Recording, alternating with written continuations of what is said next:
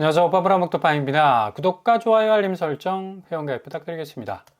이제 다주택자, 그리고 비거주 1주택자, 임대사업자까지 이제 포괄적으로 다주택자의 범위가 넓어졌습니다. 이렇게 되면 앞으로 부동산 시장에 거의 뭐 주력 부대 아니었습니까? 다주택자가 한 사람이 거의 뭐 수백 채, 수천 채 소유하는 경우도 있었고, 비거주 1주택자라고 해서 이제 뭐 갭 투자 그런 형태로 서울 주요 요지에다가 집을 상당 부분 좀 많이 확보를 하면서 여러모로 시세 차익의 수급을 땡겼다, 풀었다, 땡겼다 했던 그런 어떤 이 변동 요인들, 그리고 임대사업자 역시도 많은 집들을 매집하면서 이걸 또 월 임대로 돌리면서 쏠쏠하게 또 수익을 챙기고 또 집값 역시도 올라갔던, 여러모로 이 부동산 시장의 이 변동 요인 중에 가장 큰 축을 차지했던 이 세 가지 이 축이라고 볼 수가 있습니다. 근데 지금 연일 이재명 대통령의 다주택자의 양도세 중과 종료에 대한 언급, 그리고 비거주 1주택자도 여기도 세제 혜택을 주는 거, 이 투기적 수요가 이런 식으로 이제 들어갔었으면 많이 오래 보유한다고 해도 이걸 또 세제 혜택 주는 그 자체도 좀 물음표가 좀 찍힐 수밖에 없는 거고, 임대사업자도 지금 일단은 다주택자가 5월 9일 날 받는 양도소득세 중과 종료, 여기는 이제 피해 갈 수 있습니다. 그러니까 이 부분도 지금 물음표를 찍어 놨기 때문에 앞으로 아파트 시장에 있어서의 신축 공급을 통한 매물 출회 현상보다는 구축을 통한 매물, 제가 늘 말씀드린 이 가격 단가를 낮춘다면 충분히 땅이 하나도 없는 서울 아파트에서 공급하는 그런 무리수보다는 이전에 다 들어서 있는 아파트들 얼마나 많습니까? 그 숫자가. 가격만 적정가로 떨어져 준다면 충분히 공급이 가능하고요. 그리고 이렇게 많은 주택들은 다 다주택자들이 소유하고 있다고 해도 과언이 아닐 만큼 굉장히 한쪽으로 쏠려 있는 어떤 공급 라인 파이프가 왜곡돼 있다는 얘기죠. 그래서 연일 지금 뭐 대통령 입장에서는 다주택자를 겨냥해서 다주택자 양도세 면제 연장 고려하지 않는다. 수식어가 붙었죠. 전혀 고려하지 않고 있다. 이건 이제 거의 확정적인 거고, 비거주 1주택자도 주거용이 아닌 투자, 투기용이라면 장기 보유했다고 세금 감면해 주는 거 좀 이상해 보인다. 요것도 개혁 대상이고요. 임대사업자 역시도 등록하면 집을 얼마든지 사 모을 수 있는 것도 이 매집하는데 전혀 거리낌이 없습니다. 일단 임대사업자로 허가를 받게 되면. 그래서 뭐 임대기간 종료 후에도 등록 임대주택에 대한 각종 세제도 일반 임대주택과 동일해야 공평하다라는 지금 의견까지 나왔기 때문에 앞으로 양도세, 특별히 임대사업자도 혜택 폐지될 가능성이 높아졌습니다. 이렇게 되면 결국 삼끌이죠. 삼끌이. 다주택자가 가지고 있는 집, 그리고 비거주 1주택자, 그리고 임대사업자 등등 해가지고 어찌 보면 굉장히 좋은 아이디어일 수 있어요. 왜냐하면 서울은 땅이 없습니다. 기본적으로. 그래서 신축 부지 개발해가지고 또 뭐 아파트 짓네 마네 뭐 밀고 땡기고 그냥 씨름하다 보면 10년, 20년 훅 지나가 버립니다. 그래서 기존에 가장 정점을 찍고 있는 이 아파트 값을 좀 정상적으로 내려오게 만든다면 충분히 직장 생활 성실하게 하면서 또 청년들도 직업 가지면서 또 결혼 생활 하면서 충분히 내 집 마련에 대한 꿈을 키울 수가 있거든요. 근데 이거는 뭐 거의 저세상 아파트 값이니까 이건 뭐 손에 닿지 않지 않습니까? 그 정도로 머나먼 정글, 그냥 뭐 보이지도 않는 까마득한 먼 곳에 있는 엄청난 이 고가의 아파트들 바라보면서 그냥 쓸쓸히 그냥 등 돌리고 저기 그냥 경기 외곽권으로 직주 근접하고는 완전히 멀죠. 그래서 뭐 그냥 직장 생활하는 게 아니라 그냥 도로 위에서 시간을 다 보내는 그런 참 어처구니 없는 상황, 이 집 문제 때문에. 그러니까 이게 빨리 이 집값 정상화를 이 드라이브를 확실하게 걸어서 어느 정도 여러 가지 이 규제를 통해서 아파트 구축의 물량을 풀어낸다면 정말 좋은 아이디어가 될 수가 있다는 얘기입니다. 예. 그래서 관건은 매물이 나오되 얼마나 적정 가격으로 나오느냐가 문제라는 얘기죠. 첫 술에 배부를 수는 없습니다. 물론 뭐 지금 뭐 1,000만 원 기껏해야 깎고 뭐 2천만 원 깎고 좀 눈치가 빠른 또 집주인들은 뭐 1, 2억 정도 좀 내리는데 그동안 집값이 얼마나 올랐습니까? 20억, 30억 그냥 뭐 피가 마르게 올랐습니다. 집값이. 그러니까 보는 사람 입장에서는 오르는 사람 입장에서는 그냥 구름 위에 두둥실 떠가는 어떤 그런 기분이겠지만 바라보는 입장에서는 피가 마른다고요. 집값이 정말 내 손에서 점점점점 자고 일어나면 1억씩 오르니까 이거는 뭐 거의 뭐 지구 반바퀴를 돌 만큼 멀어져 버리는데 어떻게 서울 집을 살 수가 있겠습니까? 그러니까 이게 이제 정치적 문제로 해결을 해야 된다라는 어떤 워딩을 또 대통령이 던지고 있는 겁니다. 워낙에 어깃장들이 많이 날라오니까. 그러니까 실질적으로 집값을 낮추려 하면 이 부동산 이 기득권, 그러니까 그들만의 리그에 딱 이렇게 세팅되어 있는 그런 요소들이 있지 않습니까? 다 튀어나올 수밖에 없는 거고. 아무튼 간에 지금 연일 이 대통령이 던지고 있는 이 구축 시장의 매물 출회 현상을 위한 여러 가지 어떤 개혁 의지들, 결국에 가서는 서울 아파트 매물 다 쏟아져 나오게 할 수 있는 이 마중물 역할을 충분히 해낼 수가 있다. 이거 그냥 하다가 끝나는 게 아니라 지속적으로, 그죠? 계속해서 유지하고 현실화시키고 구체화시키고 뭔가 국민들이 피부에 와닿게 뭔가가 정말 부동산 지형도가 확실하게 바뀌는구나 라는 그런 느낌적 느낌을 주게 된다면 집주인들도 이제 더 이상 버틸 힘이 없는 겁니다. 그래서 뭐 매도냐 증여냐 셈법 복잡하지 않습니다. 아주 심플하게 생각하시면 돼요. 다주택자들 같은 경우는 5월 9일 이전에 그 들고 있는 집 좀 저렴하게 내놓으시면 됩니다. 그러면 세금 뭐 중과세 30% 안 맞을 수 있지 않습니까? 이런 이유 때문에 지금 서울 아파트 매물 열흘 만에 7% 늘었고요. 송파 잠실 죽었다 깨나도 급매 상황에서도 집값 안 낮추는 것으로 유명하죠. 근데 1억씩 낮추고 있어요. 굉장히 긍정적인 효과들이 지금 일어나고 있다. 그리고 오늘 정부에서 특별히 경제부총리가 다주택자 양도소득세 중과 유예와 관련해서 잔금과 등기를 맞출 수 있는 기간을 최대 6개월까지 주기로 했습니다. 유예 기간을 줬다는 얘기. 이게 이제 5월 9일 뭐 양도세 중과를 유예한다는 얘기가 아니라 여기까지 딱 계약서를 써라. 그리고 도장 꽝 찍어라. 그러면 잔금과 등기 기간 합의 4개월에서 6개월 정도 시간을 주겠다라고 구체적인 어떤 시한을 밝혔어요. 이렇게 되면서 세입자가 거주 중인 주택의 경우에는 뭐 시장 상황을 감안해서 임차 기간 동안에는 실거주 의무를 유예해 주기로 했고요. 임대차 계약 끝나면 이제 반드시 실거주를 해야 되죠. 집주인 같은 경우는. 자, 이렇게 세제 개편안이 한 6개월 전에 나왔었는데 이게 장기 보유 특별공제 전면 배제 30%가 이제 현실화됐다. 이게 그냥 공연불에 그치지 않고 현실화됐다라는 거. 이것 자체가 굉장히 의미가 있는 하나의 단계적 발전이라고 볼 수가 있습니다. 그러니까 한 단계 한 단계 이렇게 올라서면서 결국은 이 바라고 원하는 목표의 고를 향해서 간다면 이 구체적인 어떤 부동산 집값 정상화는 정말 현실적인 어떤 이 모습으로 우리 눈앞에 나타날 수가 있다. 자, 이렇게 되다 보니까 강남 매물량 보십시오. 넘버링이 달라진 곳 8,300건에서 8,400건. 확실하게 늘어나고 있죠. 강남구는 매물량이 전혀 안 늘어나는 곳입니다. 왜?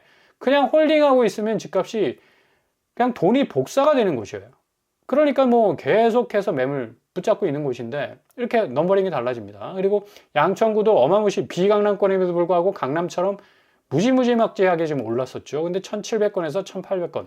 여기서 넘버링이 지금 바뀌고 있지 않습니까? 이렇게 넘버링이 바뀌는 곳은 유독 집값 상승세가 뚜렷한 곳이었는데 매물 출회량이 이렇게 계속적으로 증가폭을 확장하는 게 굉장히 의미가 있다라고 말씀을 드릴 수가 있겠고요. 비강남권 중에도 관악구 매물량 역시도 넘버링 바뀌고 있습니다. 1,785건에서 1,810건으로 지금 바뀌고 있고 비강남권도 역시 혹시 비강남권을 좀 타겟으로 해가지고 계속 다주택자들이 아주 빠른 시일 안에 매물 정리하고 강남으로 넘어가지 않을까라고 생각했는데 오히려 강남 매물량이 더 많다. 이유는 제가 늘 말씀드리듯이 시세 차익 폭이 큽니다. 여기는 시세 차익 폭이 작죠.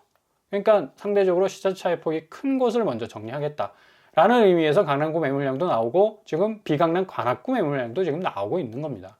동시다발적으로 지금 진행이 되고 있고 그래서 무주택자라면 좀 취사 선택할 수 있는 그런 또 선택지가 나올 수가 있습니다. 자, 그리고 영등포구 매물량 역시는 넘버링이 바뀌고 있죠. 1956건에서 2001건으로 바뀌고 있습니다. 영등포도 은근히 많이 올랐던 곳입니다. 집값이. 그래서 어찌 보면 강남권은 아니지만 강남 부럽지 않게 비강남권에서도 상당히 집값 상승세가 뚜렷하고 선명하고 분명한 곳이었다고 말씀드릴 수 있는 곳이 영등포죠. 그럼에도 불구하고 집주인들이 이렇게 매물량을 계속해서 출회하는 이유 역시도 부담감이 크다. 결국 심리적 마지노선, 그 저항선이 지금 무너지고 있고 붕괴되고 있다 라고 말씀드릴 수가 있습니다. 그래서 절대적으로 지금 제일 유리한 위치, 그 고지를 점하고 있는 곳은 바로 무주택자 스탠스다. 관망세인데 공격적 관망세라고 제가 늘 말씀드렸어요. 예. 내가 머리에서 사는 거 아니야. 가슴에서 사는 거 아니야. 다리에서, 무릎에서, 글쎄, 발목에서 사면 됩니다. 분명히 여기까지 집값 떨어질 수밖에 없어요. 이렇게 지금 이전에 볼 수 없었던 정부의 아주 강력한 부동산 지형도 변화를 위한 이 개혁 기조는 부동산 이 시장이 형성이 되고 난 이후부터 계속 부동산 시장을 부양을 하기 위해서 이 칼을 들이댔지, 이런 식으로 부동산 집값을 좀 제대로 잡기 위한 어떤 확실한 어떤 이 개혁 의지는 보이지 않았거든요. 그래서 좀 기대가 크다. 그래서 좀 잘 지켜보시면 될 것 같고요. 오히려 이제 어깃장 막 던지죠. 주식 팔아 집 샀다. 이거 어떻게 된 일이냐. 627 대책 후에 2조 원 이동했는데 오히려 부동산 쪽으로 자금이 다 이동하는 거 아니냐. 이런 식으로 또 어깃장을 던집니다. 주식 채권 매각 대금이 뭐 강남 상구에 유입했다고 이제 이런 식으로 얘기를 하고 있는데, 물론 뭐 2조 원 매수 자금이 이동을 했겠죠. 근데 이게 지금 잘 들여다보면 11호 대책 이전에 수요가 몰린 겁니다. 서울서만 아파트가 476건이 거래가 됐어요. 이유가 뭡니까?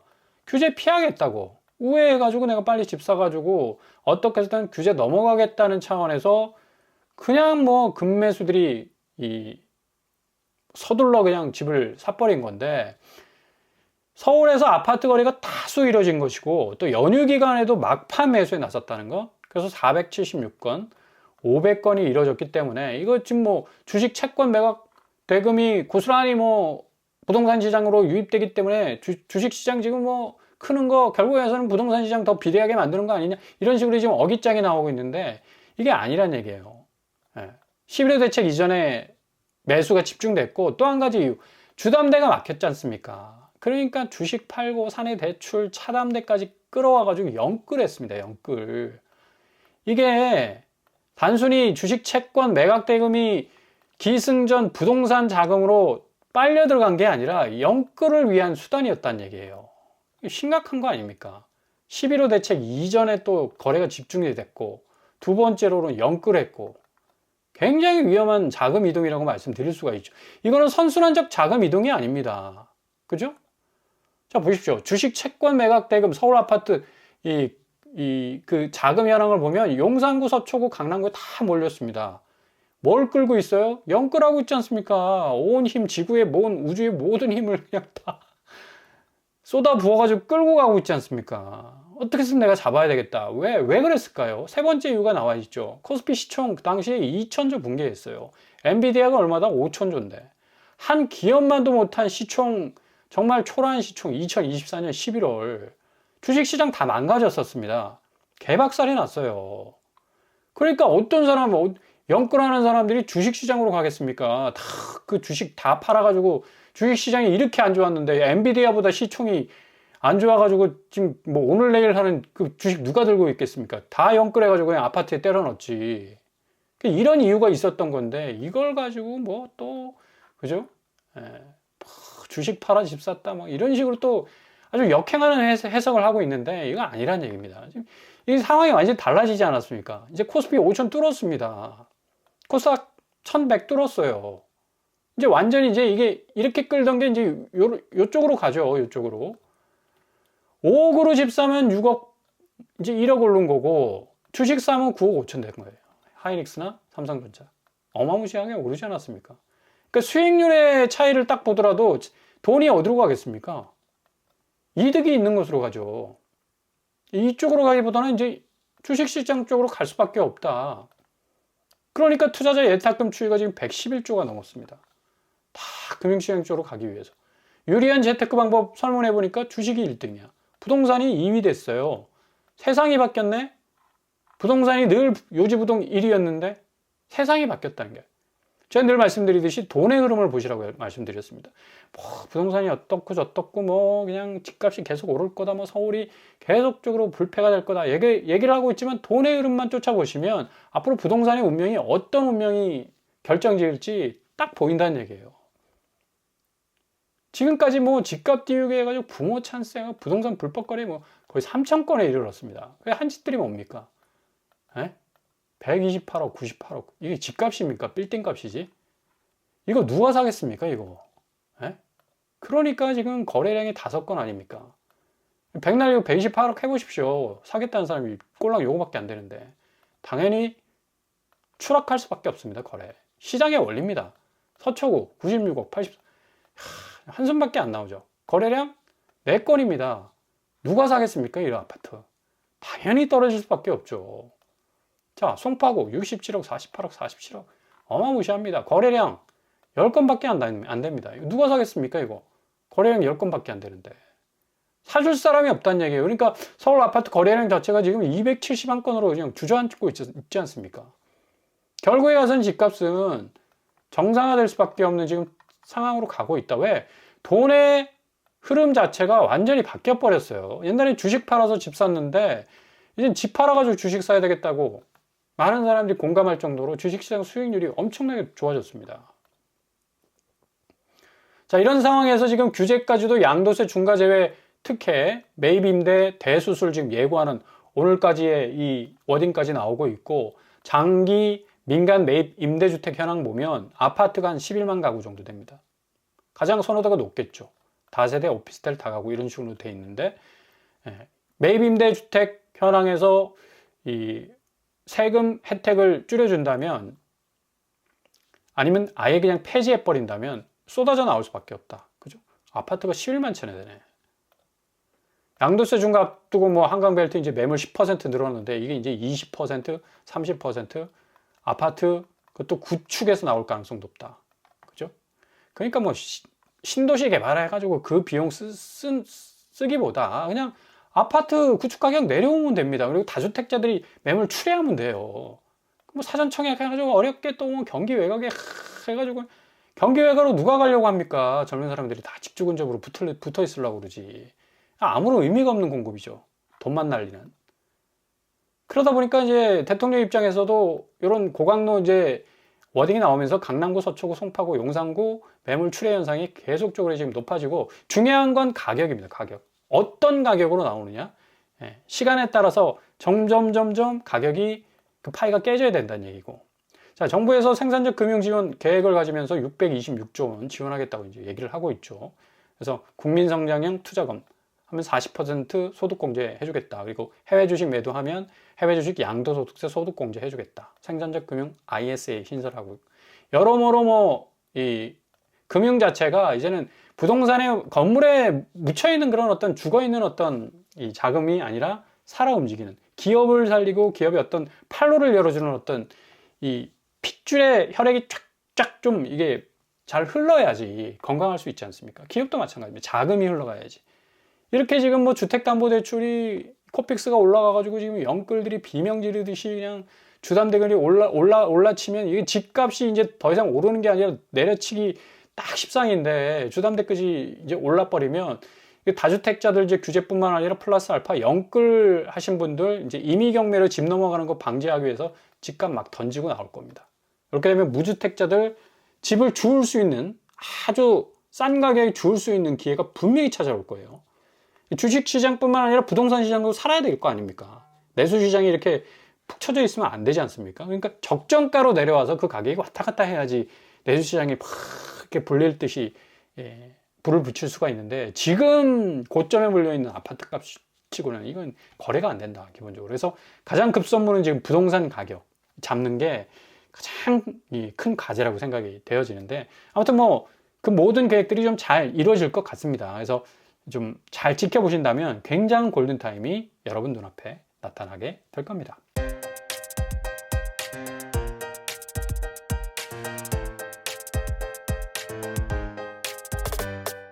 오늘의 부동산 캐리커처 2월 12일 대책 나왔는데요. 일단은 양도세 중과 확실하게 종료가 되고요. 5월 9일까지 매매를 하신다면 4개월에서 6개월까지 유예를 해주고 이후에 임대차 계약이 종료가 되면 실거주 의무해야 된다라는 이 두 가지 규제가 나왔습니다. 그리고 앞으로 매입 임대 같은 경우는 양도세 중과 이 부분 제외됐던 부분을 다시 포함시킬 가능성도 굉장히 높아지기 때문에 아파트 시장, 특별히 여러모로 서울 아파트 시장 가격 조정기가 상당히 큰 파이로 찾아올 가능성이 어느 때보다도 높다고 할 수가 있겠습니다. 오늘도 원합니다. 항상 여러분의 길이 꽃길만 되실 수 있기를 바랍니다. 이상으로 뻔뻔한 먹도판을 마치겠습니다. 구독과 좋아요 부탁드립니다. 감사합니다.